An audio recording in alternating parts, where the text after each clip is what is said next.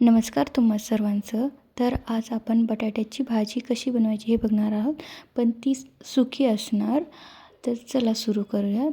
तर सर्वात आधी एक कढाई घेऊन त्यामध्ये तेल टाकून जिरे आणि कांदा टाकून त्याला लालसर तळून घ्यावे. ते लालसर तळले की त्यामध्ये लसूण अद्रकचं पेस्ट टाकावे व त्यालाही व्यवस्थित तळून घ्यावे. नंतर कोथिंबीर टाकावी व नंतर त्यामध्ये हळद आणि लाल मिरची टाकून त्याला व्यवस्थित मिक्स करून घ्यावे. ते करताना गॅस हा बारीक करावा व नंतर आपण बटाट्याची काप केली आहेत ना, ते ॲड करावे.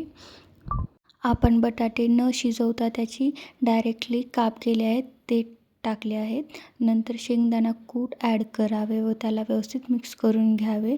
नंतर त्यामध्ये मीठ चवीनुसार टाकावे व नंतर त्यालाही व्यवस्थित मिक्स करून त्यामध्ये पाणी ॲड करावे. पाणी हे कमीच प्रमाणात ठेवावे, कारण की आपल्याला सुकी बनवायची आहे, त्यामुळे फक्त ते बटाटे शिजतील एवढेच पाणी ॲड करावे व त्याला व्यवस्थित शिजवून घ्यावे व ती पाणी आटोजिकन शिजवावे.